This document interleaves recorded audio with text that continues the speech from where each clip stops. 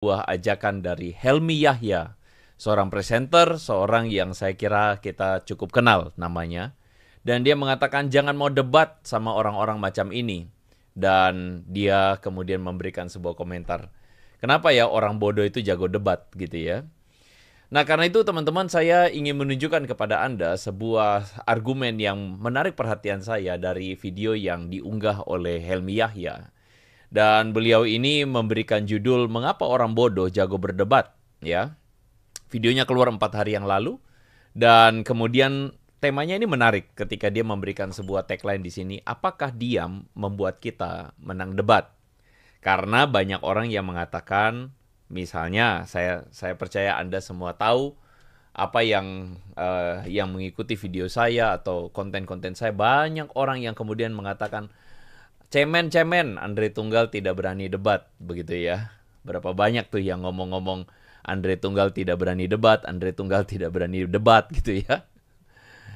Helmi Yahya tanpa saya kemudian briefing dengan beliau bilang diam itu ternyata bisa membuat kita menang debat karena memang debat dengan orang bodoh itu sia-sia. Mari kita dengarkan apa yang kemudian dikatakan oleh Helmi Yahya ini. Mari kita saksikan teman-teman supaya tidak berlama-lama. Mari kita simak. Saya bilang jangan berdebat sama orang bodoh. Kenapa kita mau melayanin orang bodoh? Kita bodoh juga.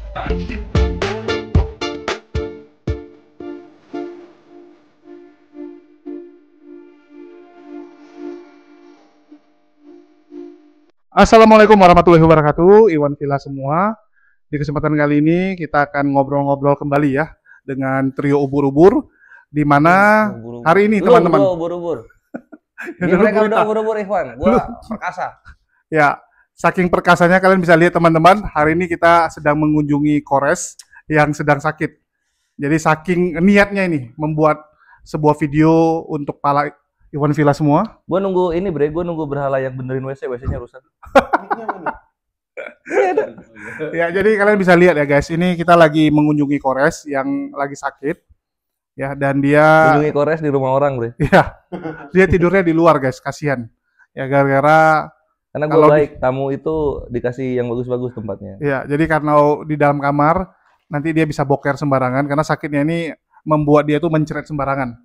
Jadi daripada mengotori kamar, dia memindahkan kasurnya di luar untuk sekarang.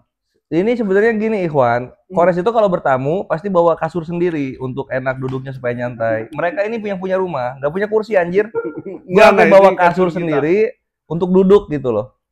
Tapi ada cerita, bilang-bilang Kores sakit. Kemarin kan kita nongkrong di Ion tuh. Bang Kores ini keluar jam berapa ya? Jam 6:30 teman-teman. Oh iya, Kita makan, dia nggak balik-balik lama sejaman. Ada yang bilang Kores sholat tarawih, ada yang bilang Kores kesasar gitu. Nah, kita positive thinking, mungkin Kores lagi meninggal dalam keadaan sholat lah. Kita tunggu setengah jam lagi, kalau misal dia meninggal, ya kan suhada. Itu yang Kores mau, kita samperin gitu. Akhirnya tiba-tiba muncul. Bayangin sejam kita nunggu makan, nggak tahu dia muter-muter keliling sendiri. Ya, alasannya ke toilet guys, alasan ke toilet tapi 1 jam. Jadi sebelum dia ke toilet, memang dia ada cerita ya, dia pingin sekali meninggal seperti Ustadz Yahya Waloni. Jadi kita pikir mungkin saja ya doanya. Kayaknya Ustadz Ihsan Mokoginta deh yang paling pas. Ustadz Ihsan Mokoginta lagi sholat, Bre. Ya, indah banget. Ya. Lagi sholat, ada videonya lagi. Betul. Keren banget ya. Kalau Kores Ada videonya ya? Belum lihat lu. dari CCTV mungkin nampak ya. Kalau memang Kores nanti beneran. HP ngerekam. Oke, ini kita langsung aja lah. Kita bahas apa ini ya teman-teman? Pembukaan yang nggak penting. Pokoknya mereka berdua ini kalau gua tinggal bentar tuh mereka panik, Ikhwan cemas, kayak hilang anak induk, kayak anak bebek mereka. Bukan, karena biaya bayar makan ya dipegang sama Kores. Oh iya, itu juga sih. Nanti kami cuci piring. Ya, bahaya. Udah kita bahas apa nih? Kita lagi bahas ini yang seru nih. Jadi kita tahu pendeta Andre tahu lah, Tungtung. belum lu kasih tahu. Ya. Jadi pendeta Andre Tungtung ini kan seorang pendeta yang dari dulu jago monolog. Oh, doi pendeta. Pendeta lah. Bentar, lu nggak pakai masker. Astagfirullah. Wah, goblok deh. Kenapa lu? Lihat Julius. Anjing nggak pakai masker. Siapa ini yang ngomong-ngomong anjing sok kenal gitu? Oh, anjing ini Julius katanya. Gimana ulang gue pentingnya? Enggak usah nanti gue Muka gua apa? Iya iya. Gua Jangan bikinin. dipotong, udah sayang waktu. Enggak, gua bikinin pakai ini aja nanti. Ya. Jadi gini guys. Kan jadi lupa geblek nih orang. Ini bagus gue ingetin. Kalau enggak gua punya muka Lihat ini ini juga semua. kalau pakai masker kayak babi dia. Astagfirullah. Dagunya kelihatan. Maskernya di hidung sama di mulut. Dagunya kelihatan. Nggak ada masker yang cukup, Bre. Babi dia. Ya jadi gini guys ya. Kita tahu pendeta Andre Tungtung ini kan seorang pendeta yang kerjanya monolog. Ya kerjanya cuman bacot-bacot dan hanya mereaksi video orang tanpa berani menerima tantangan dari orang-orang yang mengajaknya berdebat. Oh. Bahkan Kodondi ya sudah berkali-kali nantangin kalau mau yuk debat. Kalau nggak mau debat ngopi lah minimal. Oh. Bahkan selain Kodondi sudah banyak lah yang lain juga mengajukan. Masa sih gua enggak? Ya lu yang nggak mau karena lu pelit nggak mau ngajak orang ngopi. Enggak tertarik. Emang dia jago debatnya. Bisa dia mempertahankan. Ya minimal dia pendeta, tamatan STT, kredibilitasnya oke, gerejanya jelas, jemaatnya gitu. lumayan. Jelas dia ya. Iya, jemaatnya Oh lumayan. mantap, respect gua buat itunya. Di mall, di mall. Ya, jadi Jakarta doi. iya, Oh. lumayan banyak jemaatnya. Bagus. Gerejanya Gua respect Aduh, lupa untuk gua bagian namanya. itunya, Andre. Mantap. karismatik. Enggak, reform dia, reform. Gua udah lihat dia dari berapa tahun. Kayaknya tahun ini gendutan ya. Bisa jadi. Lo tahu Detektif Aldo? Detektif Aldo. Yang Aldo. bukan. Detektif. Ada yang punya channel YouTube. Detektif Conan tahu. Iya, dia rombongannya dia lah. Besok salah satu murid rohaninya juga. Banyak Oh lah. gitu. Dia punya murid rohani beberapa yang lumayan lah. Murid rohani. Iya. Belajarnya di dunia astral. Iya, dunia astral. Bisa gitu ya. Ya mereka kan alam roh. Masa Mantap. rohani, surga rohani, ya Murid semua rohani. Hah? Terus, Cuman perpuluhannya yang nggak rohani. Ya kita langsung aja nih ya. Jadi kita tahu ya karakter Andre Tungtung seperti itulah. Bahkan sudah capek lah kita mengajak dia diskusi yang selalu ditolak. Dan dia menjawab semua tantangan ini dengan bacotan yang luar biasa menurut saya. Oh ada yang nantang jadi konten, ada yang nantang Iya. jadi konten. Iya. Bagus juga, bagus pinter. Pintar. Ya. Dan yang terbaru dia menjawabnya dengan mengatakan bahwa menurut Helmi Yahya debat itu nggak guna. Menurut Helmi Yahya. Heeh. Jadi dia Kenapa jadi ke ini Helmiah ya? iya jadi Helmiaya kan undang Kodondi. iya jadi dia ingin mengatakan bahwa video Helmiaya sama Kodondi. Oh gitu. jadi dia ingin mengatakan bahwa menurut Helmi Yahya aja debat itu nggak guna. Jadi ngapain kita debat gitu ya. Jadi Ya, kalau kita gitu dengarkan. jangan misionaris lah. Ya ini kita dengarkan dulu. Hehehe. Nah, saya disclaimer terlebih dahulu bahwa video yang Helmi Yahya bikin ini tentu saja tidak untuk ditujukan atau tidak untuk diarahkan saudara-saudara untuk mengarah spesifik kepada isu debat agama, begitu ya. Sebagaimana yang dia ngomongkan di sini. Kita sekali lagi dengarkan, saya tidak pakai potongan video yang tadi saya tempelkan, tetapi ini murni dari video Helmi Yahya. Kita dengarkan argumennya. Saya bilang jangan berdebat sama orang bodoh. Kenapa kita mau melayanin orang bodoh? Kita bodoh juga. Dalam debat bodoh itu, adu bodoh itu, kita nggak bakal menang dengan orang bodoh itu. Kita bodohnya baru belajar, debutan kita. Sementara dia bodohnya permanen. Ada debat kusir tuh, wah menang-menangan. Padahal nggak ada gunanya tuh. Cuman kepengen kelihatan menang atau kepengen kelihatan kita paling jago. Padahal nggak ada apa-apa, nggak ada manfaat. Orangnya pada dasarnya suka ribut aja. Ada loh. Orang kalau dia nggak setuju, orang itu dianggap musuh. Wah nggak bisa, lu nentang gue ya. Aduh, kalau ngelihat ada perdebatan ini nggak ada manfaatnya, saya tinggal. Jangan pernah berdebat dengan orang bodoh. Itu adalah argumen dari Helmi Yahya yang saya mampatkan dan saya tunjukkan kepada Anda. Ya, ketika dia bilang jangan debat sama orang bodoh. Tentu saja Helmi Yahya tidak ingin mengatakan secara langsung atau mengatakan orang bodoh ini secara langsung kepada debater muslim. Tentu saja tidak diarahkan ke sana, saudara-saudara ya. Karena memang di Helmi Yahya ini ngomong pada konteks umum, yaitu pada konteks debat-debat pada umumnya, ya. Jadi ini tidak ada spesifik ke arah sana. Tentu saja saya harus membicarakan ini karena saya menghargai seorang Helmi Yahya ketika dia membuat konten. Kita harus fair dan kita tidak arahkan, dan dia sebenarnya tidak arahkan ke sana, ya. Dan sekali lagi tidak ada konteks spesifik pada debat agama dalam arti dia sedang membahas debat agama, ya. Nah, tetapi saya ingin katakan bahwa poin-poin yang disampaikan oleh Bung Helmi Yahya ini ada benarnya. Ada benarnya ketika apa? Ada benarnya ketika diarahkan pada konteks debat, sekali lagi, debat umum, debat apapun itu, termasuk debat agama, maka poin-poin yang disampaikan Helmi Yahya itu menurut saya benar. Dan saya ingin menggunakan poin-poin dia untuk menunjukkan kepada Anda, kepada orang-orang yang sampai hari ini kebelet ya. Kebelet untuk kemudian mengatakan, buktikan Re, agamamu benar dengan debat gitu. Jadi pembuktian mereka itu adalah agama Kristen itu bisa benar kalau debat. Dan sebenarnya ujung-ujungnya mereka mau kasih tahu, kalau kamu menang debat baru agamamu benar. Logika seperti ini adalah logika pembodohan. Tahu logika pembodohan? Karena menang debat itu adalah yang berlaku di Indonesia bukan benar argumennya atau menang argumennya, tetapi lebih menang ototnya daripada logikanya. Lebih menang yang namanya marah-marahnya, emosinya daripada logikanya. Nah, kalau udah ngomong kayak begini, saya berkepentingan untuk kemudian memberikan sebuah edukasi kepada Anda semua dan terutama kepada mereka yang menyebut dirinya paling beragama banget tuh. Ya, si juru kunci sorga tuh ya, yang kemudian merasa bahwa wah, agama Kristen itu adalah agama yang salah atau agama Kristen adalah agama yang tidak benar. Kenapa? Karena buktinya sampai sekarang tidak berani meladeni debatnya Donditan, ya, tidak berani berhadapan dengan Donditan, ya, dan sebagainya. Mereka ini tinggal di dalam gelembung bubble ya, dan mereka lupa bahwa di Indonesia berlaku sebuah kultur debat di mana orang yang menang jotos, menang emosi, menang ngamuk-ngamuk itulah yang menang debat. Kok ke debater muslim? Woi, gua bilang itu kalau udah ngomong kayak gitu netral. Kok ke debater muslim? Kaum lu kena gitu kan, mujahid kita juga kena gitu, netral itu. Dia berdiri dengan landasan general, teman-teman. Terus tiba-tiba si Andre Tunggal bikin kesimpulan, ya sebenarnya Helmi Yahya nggak mau secara langsung bilang ke debater muslim. What? Itu debater Kristen juga, macam tukang yang suka debat seperti Budi Asali, Deki Ngadas, pendeta senior lu katain bodoh. Kan gitu. Esra Soru. Ini cukup menarik ya. Jadi gara-gara dia nggak mau debat, dia mengatakan semua orang yang debat itu orang-orang yang bodoh. Waduh, ini Kores nih yang kerja setiap hari debat sama Goldian nih.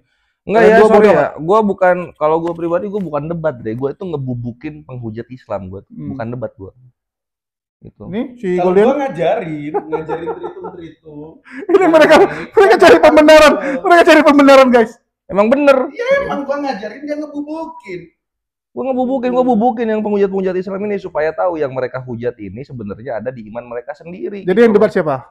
Yang debat siapa? Yang nggak tahu. Ya itu Budi Asali, Esra Soru. Kan pas di room kita itu si Patrice Allegro, aku tantang debat, Elia Miron aku tantang debat, kan dia. Oh ya, jadi memang kalau seperti pendeta Budi Asali dia langsung to the point ya. Dia bilang kalau nggak suka dengan argumen dia atau merasa argumen dia salah, yuk debat gitu. Semua dia tantangin debat. Ya, dan masih banyak sih polikardus yang lain yang sedikit-dikit mengatakan yuk debat. Ya debat, ini statement gue yang gua bilang bubukin tritung, jangan dijiplak-jiplak ya sama ini nih tukang-tukang penghujat Islam ini. Mereka biasanya nggak punya krisis identitas, Bre. Kita ngomong apa diikutin itu. Macam contoh ini, Bre. Gua kan bikin ini julukan terhormat buat Gurunda. Semua muslim pakai kan, Gurunda. Ini tritung-tritung penghujat ngikut juga. Orang-orang yang mereka anggap pintar dibilangnya Gurunda, tapi nggak viral, syukurin. Kayak gitu-gitu. Jangan Edis viral, Gurunda Edis sekarang. Gurunda Edis, nggak viral. Baru dengar gue mulai. Masih geli. Oh, masih geli gitu. Oke, jadi ini gimana tanggapannya nih? Jangan berdebat dengan orang bodoh, karena nanti kita akan kelihatan bodoh juga, ya. Dan juga nggak ada gunanya berdebat dengan orang bodoh. Ya ada guna. Ya, sebenarnya apa ya? Maksudnya kayak gitu, hal-hal kayak gitu tuh klise, Bre. Kalau misalnya jangan berdebat karena nggak ada gunanya, ya berarti tujuan debat lu kosong gitu. Maksudnya lu terjun ke dunia debat nggak pakai tujuan, nggak ada motivasi, jadinya nggak dapat apa-apa. Ya, bego yang terjunnya itu gitu, subjeknya itu yang bego kan gitu. Sama satu lagi lu bilang tadi nggak ada tujuannya itu. Udah, terus satu lagi apa? Dia bilang ngapain debat sama orang bodoh? Ngapain debat sama orang bodoh gitu? Ya kalau misalnya dengan lu mendebat orang bodoh ini menjadi pintar gitu kan, lalu kemudian membuat orang-orang yang melihat debat tahu bahwa yang seperti itu bodoh, ya itu manfaat gitu loh. Itu manfaat. Jadi kesimpulannya terlalu dangkal kalau si Andre Tungtung ini bilang kayak gitu tuh. Gitu. Sama yang pemungkas nih, selalu dia bilang debat itu menang jadi arang, kalah jadi abu. Ini agak konyol nih. Kalau gue gini, Enggak juga. dari pertanyaan yang dibikin Kojul dari statementnya si Andre Tunggal, sebenarnya market atau tujuan debat kita bukan lawan dialog, tapi viewer. Viewer ini bisa nilai si Oten ini bener-bener goblok, bener-bener bodoh, atau gimana. Kalau yang lihat orang Kristen, anjir lah, masa debater Kristen kok bodoh kali gitu. Mereka mikir, atau jangan-jangan dia beneran bodoh, atau emang agama gua gitu. Nah, market yang kita tuju mereka penonton untuk menyadarkan yang bodoh Nioten yang naik tentang jadi debater, ya udahlah, biar bodoh-bodoh aja masuk neraka sana. Tapi ya itu sekali lagi market kita itu orang yang nonton gitu ya. Dan balik lagi sih, kalau sama orang bodoh kita lebih banyak nggak debat tapi ngajarin mereka dan ngasih tahu. Kalau Bang Kores kan tadi bubukin Tritung, kan gitu ya? Ya, kalau saya sih bilangnya gini ya, yang paling konyol tuh waktu dia bilang menang jadi arang, kalah jadi abu. Bukankah peribahasa itu dipakai kalau orang lagi perang, lagi berantem gitu ya? Iya gitu loh. Kalau debat atau diskusi, menang dapat ilmu, kalah juga dapat ilmu setahu saya. Nggak ada yang rugi. Jadi kalah malu biasanya. Ya cuma dapat malu kan. Maksudnya malu itu ada membuat kerugian nggak? Nggak ada. Tapi kalau ilmu, lu diuntungkan, lu dapat ilmu kan? Enggak, Bre, gini juga. Kalah jadi arang, tapi yang menang ya dia dapat rewardnya lah. Contoh misalnya kita lihat ambil misalnya gini, ini yang lucu ya. Kayak kemarin-kemarin gitu, Gurunda bom gitu kan. Gurunda dimenangkan di Superboy itu, Bre. Gurunda dimenangkan gitu. Apa yang terjadi sama bom? Dampaknya keras banget. Waduh. Hancur. Nggak mau dateng, ngata-ngatain di room dia. Dimarahin habis-habisan. Dihina habis-habisan si Pak Bom. Berapa hari tuh, ada 2 hari 3 hari tuh kan didikte terus-terusan tuh, terus udah gitu viewer hilang gitu kan, bahkan roomnya aja slotnya nggak bisa penuh, anjing Bom itu nggak bisa penuh slot. Kasihan banget, ada dampaknya gitu kan. Sakit hati dari orang-orang yang pro sama Bom, sakit hati mereka habis. Nah terus ada juga yang lucu gitu, Gurunda sama RK. Iya. Gurunda kan dikalahkan sama Superboy gitu. Iya. Nggak ada dampaknya. Ada dampaknya malah. Malah demonstrasi salam 2 Kristus Iya. semakin besar. Iya, nggak ada dampaknya. Malah nggak ada yang Gurunda. Ada. Gitu, viewer nggak berkurang gitu kan, Muslim masih Muslim nggak Masih merasa respect. kalah, Muslim mendapatkan amunisi baru dari Gurunda gitu kan, jadi nggak ada efeknya gitu. Ya malah Jadi, positif kan, malah positif. Positif jadinya. Artinya memang kalau diskusi itu dengan tujuan ilmu, kalah menang, dampaknya positif seharusnya. Positif gitu. Kalau untuk ilmu ya.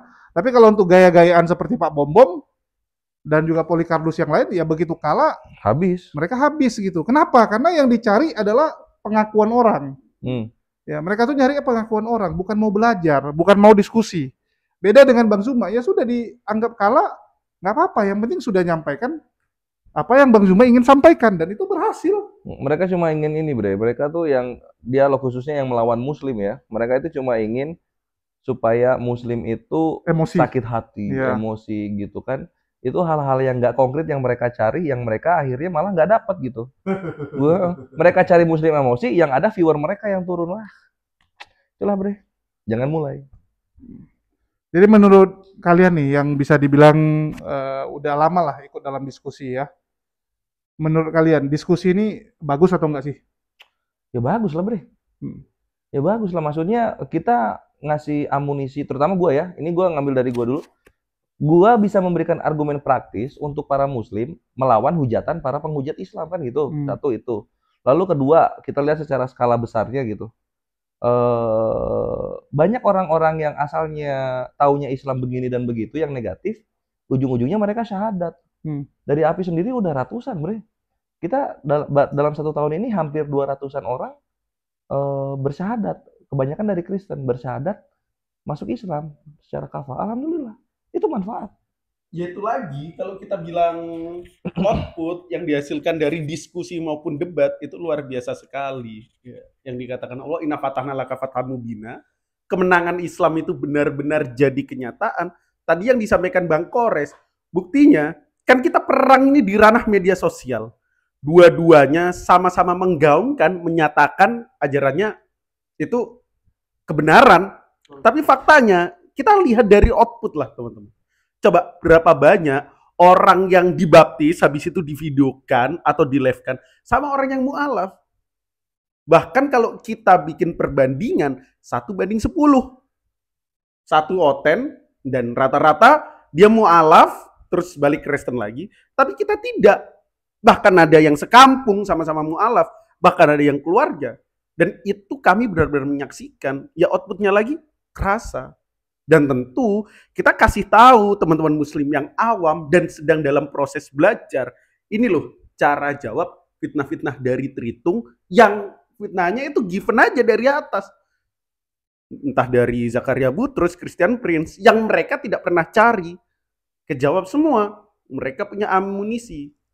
Secara religi jadi jariah bagi kita para apologet di garda terdepan membantai subhatnya Oten. Kira-kira gitu. Ya. Kalau saya lihat sih gini ya, kenapa Andre Tungtung mengatakan nggak ada gunanya? Karena bagi dia kan, itu kan tergantung perspektif. Karena kita harus jujur akui, bagi orang-orang Kristen memang nggak perlu diskusi. Karena nggak ada dampak positifnya. Bahkan waktu itu Tanpa Ragi pernah buat konten khusus ya. Dia mengajak orang-orang Kristen jangan mau lagi untuk diskusi dengan pihak Muslim. Karena selama beberapa tahun ini diskusi, nggak ada dampak positif bagi kekristenan. Yang ada orang tambah banyak yang mualaf gitu kan. Dia bilang, gara-gara kita debat sama Muslim, banyak orang yang mualaf. Gara-gara kita debat sama Muslim, banyak orang-orang kita yang kena tangkap gitu kan. Kena tangkap lagi karena emosi.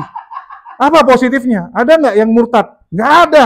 Yang murtad itu gara-gara ya mereka indomisasi, mereka kasih, maksudnya ya atas perlakuan mereka lah mereka bilang. Bisa jujur tuh Tanpa Ragi. Ya, tapi dia nggak bilang indomisasi. Indomisasi Dia bilang berkat perbuatan baik kita. Perbuatan baik. Ya, berkat kita punya kelakuan gitu. Bagaimana menyentuh orang-orang ini. Ya, kasarnya indomisasi termasuk kan gitu. Karena ya gini, dalam perdebatan kemenangan itu harus become the winner, harus jadi champion gitu. Ya, karena sebenarnya gini ya. Dan champion itu harus masuk ke hati masing-masing. Betul. Menang. Kalau pokoknya Kristen. Kalau aku sih bilangnya gini. Ini menurut pandanganku ya.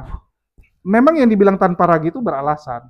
Hasil analisa selama ini, selama beberapa tahun. Itu cocok sama yang apa analisa Muslim ketika dia bilang kayak gitu. Iya. Karena pada dasarnya kita tuh namanya bertempur kan harus ngerti juga medan tempur kita. Betul. Ya. Medan tempur debat itu bukan medan tempurnya Kristen. Nggak pernah orang Kristen tuh menjadikan debat tuh medan tempur mereka yang menguntungkan. Betul. Itu bukan medan yang menguntungkan mereka. Yang menguntungkan mereka itu apa? Pelayanan di masyarakat. Pelayanan. Ya. Ya, terus mereka indomisasi, mereka buka klinik-klinik kesehatan untuk bantu-bantu orang-orang di daerah sambil pelan-pelan diajarkan Kristen. Ya, mereka kan kelebihannya apa? Mereka punya uang yang pertama, ya. Mereka punya SDM yang siap dikirimkan. Ya. Mereka lebih terorganisir untuk yang begituan. Sistematis dalam rangka nyari apa umat ya. Ya, mereka lebih kuat di situ. Bahasanya tuh apa? Mencari domba yang hilang. Mencari gitu domba ya. Menjalah orang-orang jiwa-jiwa gitu kan. Iya. Terselamatkan menjadi pribadi baru dalam nama Yesus. Ya, jadi kelebihan mereka di situ. Dan seharusnya ya itu yang diutamakan sama mereka. Jadi yang dibilang Tanpa Ragi, Andre Tungtung ya benar gitu. Kalau debat itu ranahnya Muslim, karena iman Islam itu landasannya akal. Betul. Afala ta'qilun, afala tadakkarun, berkali-kali itu disampaikan Allah. Sama aku mau merujuk ke nah, itu ya, ayat-ayat Allah ya. Kalau Kristen mereka nggak itu. 1 Korintus 90, iya. Iman mereka itu dibentuk dari ajaib dan tidak masuk di akal. Jadi ajaib. Caranya apa?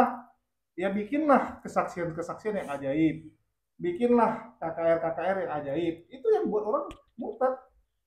Iya. Aku bicara masalah Quranik dan biblikal dulu ya.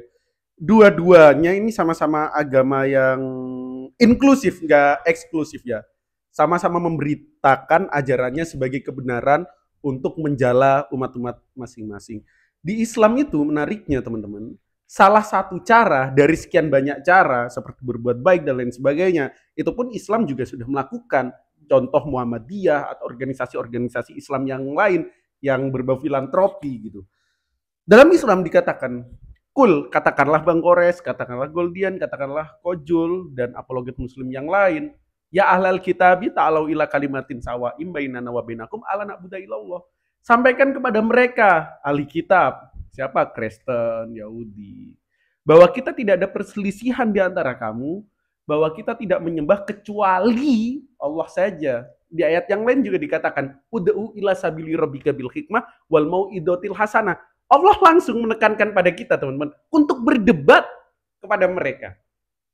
Berdebat. Jadi jalur dialektika, jalur debat itu salah satu cara kita mewartakan Islam. Tapi mereka tidak. 1 Korintus 9 ayat 20 sampai 22. Mereka mengajarkan menyamar jadi bunglon, menyamar jadi muslim untuk menjala domba-domba mereka. Jadi ya pantas mereka selalu tidak diuntungkan secara debat, secara biblikal pun tidak diajarkan, gitu ya. Ya mereka harus cari domba dengan nyaru lah, kira-kira gitu. Gimana Pak Pra? Ya benar, jadi ya perbanyaklah bakti sosial gitu kan. Segala keuangan yang dimiliki dalam penginjilan itu dibikin infrastruktur yang untuk masyarakat susah gitu. Karena kalau gue lihat chart itu siapa? Iya. Chart itu data kayak gitu ya, dari orang yang Islam ke Kristen sama orang yang Kristen ke Islam itu kebanyakan yang Kristen ke Islam itu public figure. Tapi kalau yang dari Islam ke Kristen kebanyakan orang-orang yang susah. Makanya efektif itu bakti sosial kayak gitu kan. Ya kita dari Islam tahu lah kekufuran itu dekat dengan kemiskinan kayak gitu kan. Nah, jadinya kalau misalnya kekristenan fokusnya di situ, bakti sosial seperti itu, mungkin akan banyak populasi yang orang-orang yang menengah ke bawah ini masuk ke dalam kekristenan gitu. Sehingga uangnya kepake itu. Tapi mereka bilang walaupun gitu buktinya yang Kristen tetap masih kaya-kaya loh. Jangan lupa. Apa tuh? Yang Kristen masih kaya-kaya juga, dia bilang lu. Ya bagus kekayaannya. Seakan-akan ingin menguras kekayaan mereka, tapi mereka bilang kekayaan kami nggak habis-habis. Ya bagus kalau misalnya kekayaannya nggak habis-habis, gunakan itu untuk memberi makan orang-orang yang miskin gitu. Ya. Misalnya orang miskinnya ada berapa? Ada 1 juta, mungkin yang masuk Kristennya ada 1-2 kan gitu kan. Gitu aja terus gitu. Gitu aja terus. Nah nanti dalam hal itu kan nanti Allah memberikan kemenangan yang nyata untuk umat Islam di bagian mananya. Orang-orang tokoh-tokoh penting mereka yang dikenal masyarakat umum masuk Islam kan gitu. 2025, 2024 udah berapa banyak aja public figure yang masuk public figure. Tapi menurut mereka tuh kan itu karena mereka tidak pernah mengalami Tuhan langsung. Kalau menurut beberapa orang-orang ini ya. Mengalami Tuhan. Pertanyaannya gini loh. Maksudnya dia klaim mengalami Tuhan secara langsung. Maksudnya mengalami gimana? Ingat nggak? Niken 3 tahun yang lalu dia mengalami Tuhan. Coba mengalami apa? Jelasin lu yang lebih paham. Mengalami Tuhan. Ini kita nggak ngujat, rekam jejaknya ada. Dia pakai istilah apa ya? Gue takut salah. Berhubungan intim dengan Tuhan. What? Makanya dia bilang kan kekasihnya Yesus gitu. Ada foto Niken tuh dipeluk Yesus. Lah yang kayak gitulah yang membuat mereka tuh yang nggak akan murtad, nggak akan mualaf. Ya masalahnya mengalami Tuhan berhubungan intim itu konotasi negatif sekali. Jadi ya gitu ya teman-teman. Kalau Tuhan diaplikasikan dalam bentuk wujud seperti manusia, maka tafsir yang muncul seperti itu. Dan kalau kita angkat ke permukaan, lalu orang-orang berakal melihat itu, jadi suatu kebodohan. Ini ajaran logis apa enggak? Makanya di suatu video saya pernah sampaikan, kenapa orang-orang Eropa yang lebih use the logic itu banyak keluar daripada kekristenan. Datanya luar biasa sekali di Ceko, Swedia, Prancis. Tapi sebaliknya, ketika orang berakal mencoba merendahkan hatinya dan belajar Islam dan dia juga kedepankan ilmu pengetahuan, ya jadinya mualaf. Inilah agama yang diterima dengan akal, tidak bertolak belakang. Gitu ya mungkin. Ya, kalau saya sih setuju aja dengan Andre Tungtung ya. Dia mau berhenti debat, nggak berani debat, itu oke. Karena memang ada historinya, ada datanya gitu. Tapi bagi Muslim, ya mohon maaf. Ya mohon maaf, kita tetap akan diskusi, kita akan tetap debat. Cuman bedanya debat kita adalah debat yang terarah. Ya, awalnya juga kita nggak pingin debat sama Polikarpus ini ya, kayak Edis gitu kan malas sebenarnya. Nggak pengen aja bre.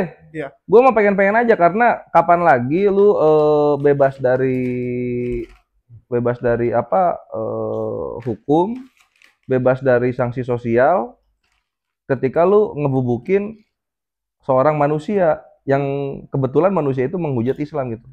Kan kalau manusia kayak gini kan nggak ada harganya sama sekali, Bre. Iya nggak? Oke. Nggak, kalau saya sih lihatnya mungkin agak beda ya. Jadi kenapa kita malas tanggapi orang-orang bodoh? Ya itu oke sih. Jadi nggak menanggapi orang bodoh itu benar. Cuman kadang-kadang kita terpaksa harus menanggapi orang bodoh ini. Kenapa? Karena dia sudah meresahkan. Karena dia sudah mengganggu. Sama kayak orang gila. Orang gila nggak mungkin kita gangguin ya. Betul nggak? Ada orang gila lewat. Nggak mungkin kita lempari batu. Nggak mungkin kita ajak dia ngobrol, ajak dia diskusi. Nggak mungkin. Tapi kalau orang gila ini sudah mengganggu misalnya. Contohnya apa? Dia sudah mulai lempar-lempar barang ke mobil orang, ke rumah orang. Ya, ada anak kecil lewat dia pukulin. Mau nggak mau kita harus tanggapi. Betul nggak? Betul. Selama dia belum mengganggu, nggak ada masalah. Dia mau gila, silakan gila sendiri. Ya. Tetapi ada kondisi-kondisi tertentu saat dia sudah meresahkan. Contoh apa? Edis. Fitnah-fitnah yang dia buat, ya itu sudah membuat banyak umat muslim awam itu kebingungan. Kita harus akui. Ini dipotong ya, ini. Ini masuk nih VT Edis nih. Apa ya? Masuk kata-kata lu di VT Edis. Masuk di VT Edis tuh. Iya. Ternyata Julius enggak. muslim mengakui. Betul, kita harus ya. Ini kita fair-fairan aja.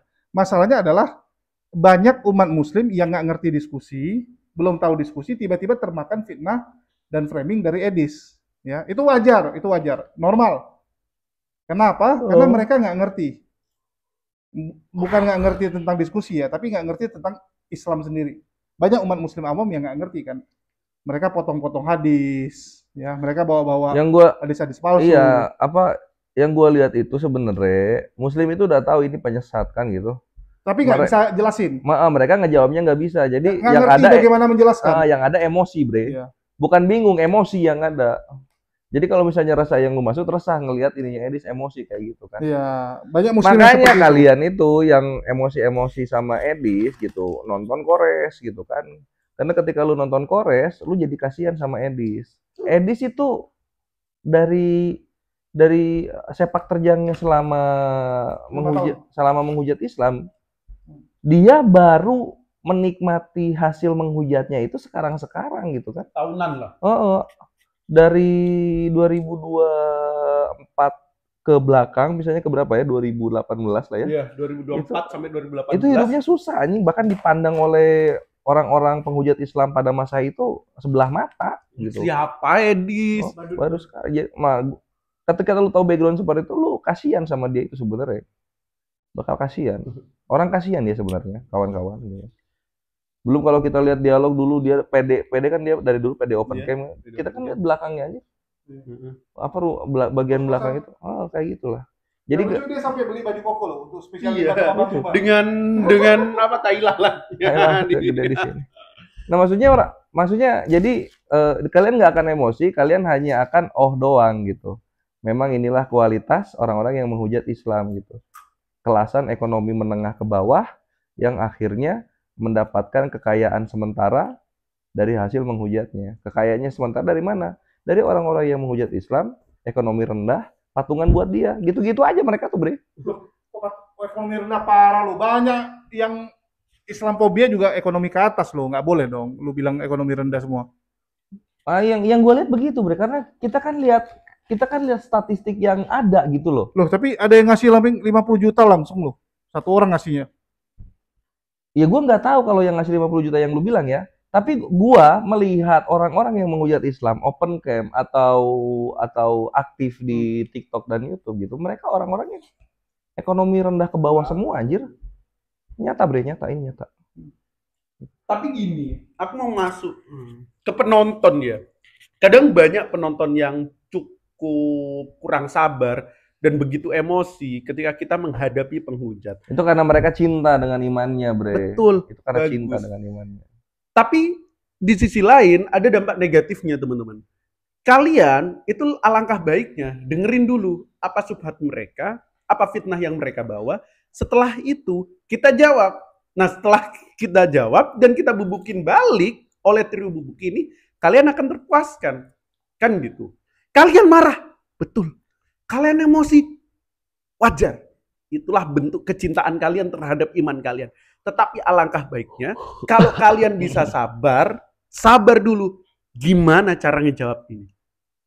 Jadi mungkin kita membentuk katakanlah apa ya 3 orang atau apa suatu komunitas Kalian ini. maksudnya Golden, kalian sabar dulu, dengarkan bagaimana lawan dialognya yang muslim ini mengcounter hujatannya mereka gitu. Nah, kita bentuk forum teman-teman, aku, Bang Kores, Kojul. Itu lebih diarahkan, dikhususkan untuk para penghujat-penghujat. Setelah kalian tahu hujatannya, kalian dapat jawabannya. Mas, Jadi bubuk. Habis itu, mau bersih-bersih ya, selamat Mas? datang di kebenaran. Bersih-bersih. Oh iya. Itu. Ya, tadi ada ini, pembantu lewat. Ada room service, Ada room service. Luar biasa rumah Kores, guys. Ada room service-nya. Ini si Goldian makannya tumpah-tumpah juga, guys. Aduh, kacau, kacau. Ya, jadi seperti itu ya. Lu pernah coba? Singkong. Ini namanya Baru Stella, biasanya makan singkong langsung dari sawah nyabut gitu biasanya. Oh, lu biasanya nyabut. Enggak, gua udah gini bentukannya. Oh, lu nggak suka ini? Ya, karena udah Atau biasa. baru pernah denger ini bentuknya macam gini? Baru lihat. Jadi Bang Kores belum pernah Lu mau makan bikin story di Stella ya? mau bikin story di Singkong. WhatsApp, gua videoin. Baru Ya, jadi gini, guys. Ini ini kan dua-dua, mohon maaf, agak wong deso. Jadi mereka saling mengklaim Kita bikin apa? lebih Jadi modern. dulu buru-buru udah ada yang punya trio bubuk gimana? apa tuh? Trio bubuk. Kita buat yang nonton YouTube pasti kalian tahu kita bertiga tuh dari dulu sering hadir kan ya, zaman-zaman Kosman, sebelum Kosman gitu kan. Nah, sekarang kita gabung lagi dan akan stay tune terus. Kita bareng dulu. Jadi namanya belum ada. Kalian lah yang bikin, nanti kita pakai. Nanti yang menang, kalian usul nama kita apa yang bertiga Dapat ini. giveaway. Nanti kalian dapat 500.000 dari rekening Julius langsung, Ikhwan. Oke, stay tune. Tapi rekeningnya Haikal namanya. Dia nggak punya nama Haikal Julius Nggak. Lebaran. Nanti kita pakai nama Marta. Wah, jangan dong. Weh, Marta ini udah pulih rekeningnya. Loh, kenapa? Kan Marta lagi banyak duit. Ini kan udah Haikal aja, Haikal. Haikal lagi. Oke, ya itu aja, guys. Kita mau lanjut ya. Kasihan Kores mau dibawa ke rumah sakit. Soalnya belum sembuh. Udah dari kemarin. Ya, mencret-mencret. Ini gue Terus- penasaran rumah sakit itu, kita cari rumah sakit yang WC-nya rusak yuk. Apa? Lu mau jadi itu office boy. Bukan. Wah, dia Dia- nggak mudeng dia. Lu nggak tahu? Oh, tahu apa anjing. Oh. Putih. Wah, sebut nama parah. Parah lu. Enggak, maksudnya Buti Kenapa? baik orangnya. Bukti bersihin WC. Wah, lu ngapain? Orang lagi sakit bersihin Oh, WC. parah, Kurang parah. ajar lu, Iya, Gol. iya. Astagfirullah. Ya, Pokoknya untuk para ini nggak beda konteksnya ya. Gue juga mengucapkan gitu ya untuk orang-orang yang menghujat Islam yang sudah mati gitu, selamat mengawini Tuhan kalian Waduh. sendiri di surga kalian gitu. Karena kalian nggak suka bidadari dan kalian punya konsep ngawinin Tuhan sendiri, ya kami bertoleransi di situ. Mantap. parah dia, guys. Ya, mungkin itu aja. Makasih nih buat teman-teman semua ya. Kita mau lanjut nyari rumah sakit untuk Kores. Ya, karena nyari rumah sakit itu dia tuh susah. Banyak kali permintaannya, guys. Apalagi kita uang jalan teman-teman. Nggak. Dan Waduh. ini dan untuk yang untuk nanti kita akan eksklusif konten plafon bocor dan detik bocor ya. Stay tune. Kejang-kejang lu anjing sama gua. Barangnya udah jadi keluar semua. Oh iya, nanti kita akan live di TikTok genteng bocor. Kita Hasil. flashback, Tunggu. Sama si Kores genteng bocor, kita minta hasilnya kita terima. Biar Iya, lihat. kasih contoh hasil genteng bocor. Nantilah. Oh, nanti. Oke. Nantilah. Waduh, genteng bocor lagi, gawat ini. Nanti berarti di rumah gua, Bre. Ini di rumah gua langsung anjing. Ini TKP genteng bocor Eh. gitu ya. Parah nih, guys. Kerjanya manas-manasin orang yang nggak Kristen, Muslim juga dipanasin. nggak marah lu dikatain gitu-gitu. Malah dibuat bercandaan. Tunggu menapikin macam Umar dia. bikin Waduh, genteng sebut bocornya nama. jadi. Sebut Ya nama. biar mereka juga sebut nama. Kok bodo amat. Apa mereka kurang-kurang? Nggak jadi dari hasil minta-minta dengan cara munafik nggak jadi. Ya udah mampus lo. Makan apa? Makan tae. Waduh, bisa makan tai rupanya. Parah. Anjing golian emosi anjing gua yang lagi nyerot. Iya. Gua Lu lagi pula yang nyerot, emosi. Emosi. Kayak emosi. Ada Ya, saja di kasihan bibir gua. mereka lah panas. Waduh. Ya, mungkin itu aja Ivan Villa semua ya. Kita mau lanjut. Makasih buat semuanya. Stay tune terus di channel kita. Makasih buat semuanya. Di akhir kata saya ucapkan wassalamualaikum warahmatullahi wabarakatuh. Sampai jumpa di lain kesempatan.